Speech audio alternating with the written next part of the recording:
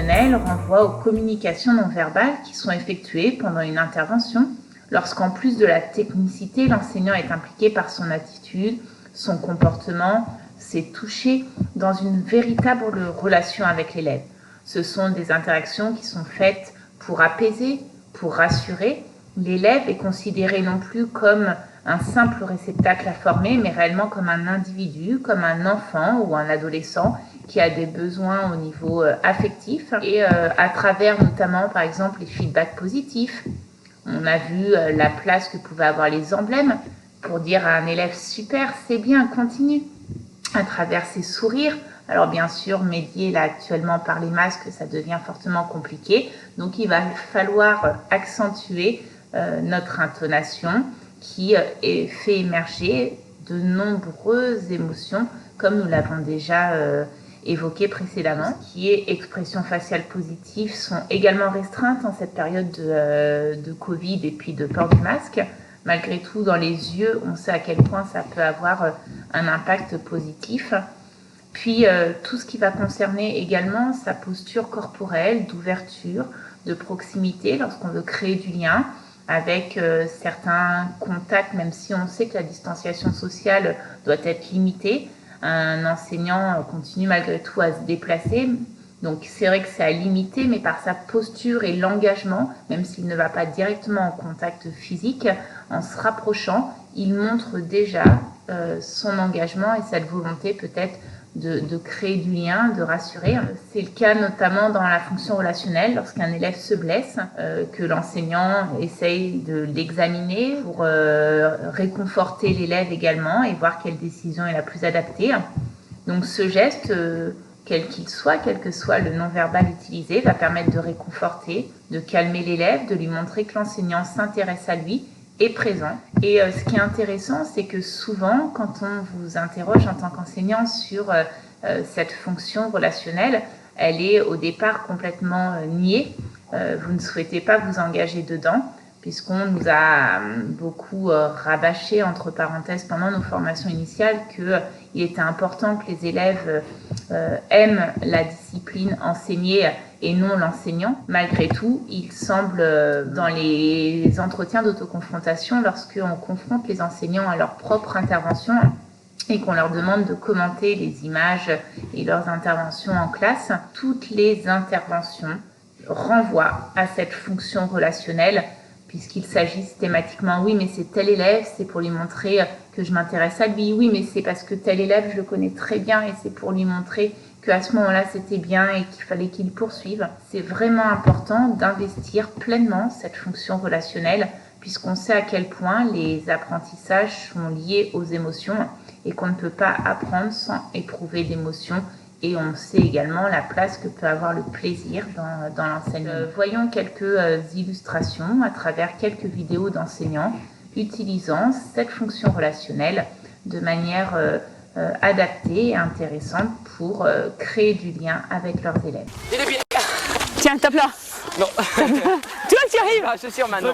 Donc dans cette situation, par exemple, l'enseignante cherche volontairement le contact avec son élève. Elle essaye d'expliquer le sens qu'elle trouve à cet acte-là. Elle explique qu'à ce moment-là, elle veut faire copain-copain.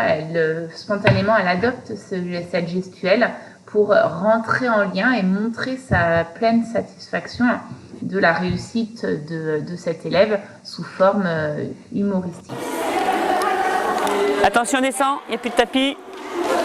Ouais. Allez, hop. Oh légère. Là, dans ce cas-là, c'est vraiment la volonté de dédramatiser. L'élève qui passe sur le fil d'équilibriste en art du cirque n'avait absolument pas envie de passer. Elle refusait d'être aidée par ses camarades. Et donc, l'enseignante décide d'être présente et de l'accompagner dans cette action corporelle.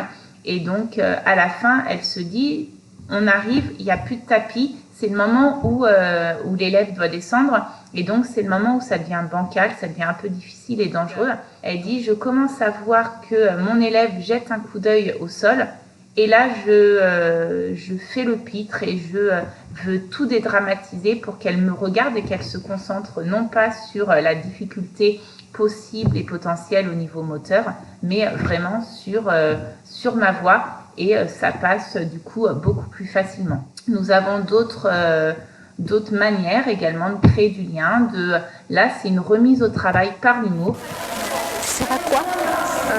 Ça figure.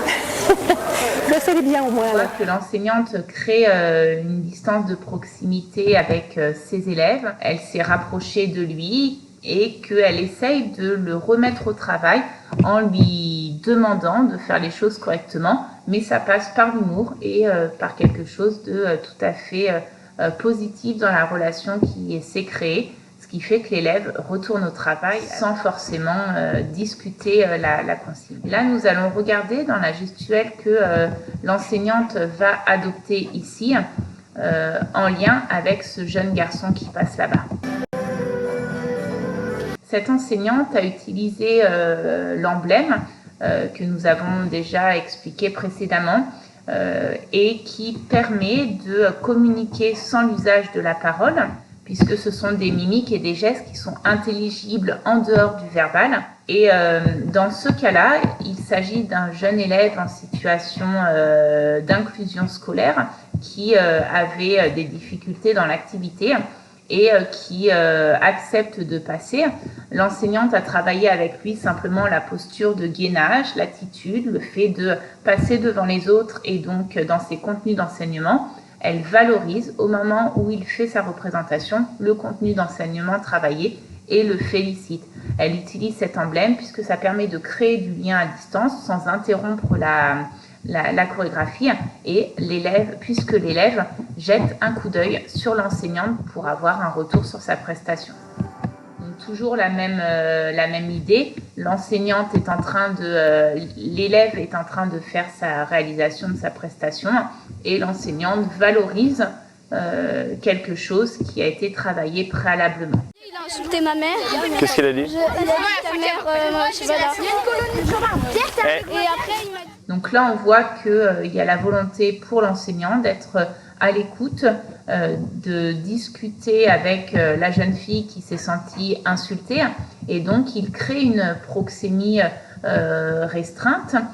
Il rentre dans sa distance personnelle, même si il ne met pas la main sur son épaule, pour montrer que c'est vraiment à elle qu'il s'adresse et qu'il se rapproche. Allez, tu récupères. Hein?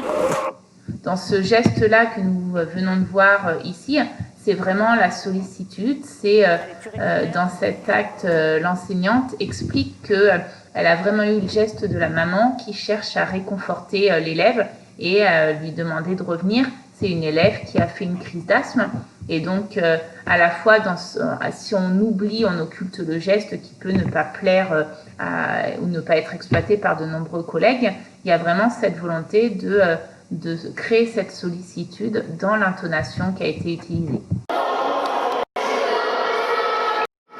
On voit bien l'élève qui est tombé et l'enseignante qui vient ici essayer de lui demander si tout va bien. Donc là, même si ce genre de gestes sont plutôt à limiter en cette période de Covid en termes de proximité corporelle, c'est le fait de s'approcher et de demander à l'élève de manière individualisée s'il va bien, et surtout lui montrer qu'on a conscience qu'il peut s'être fait mal.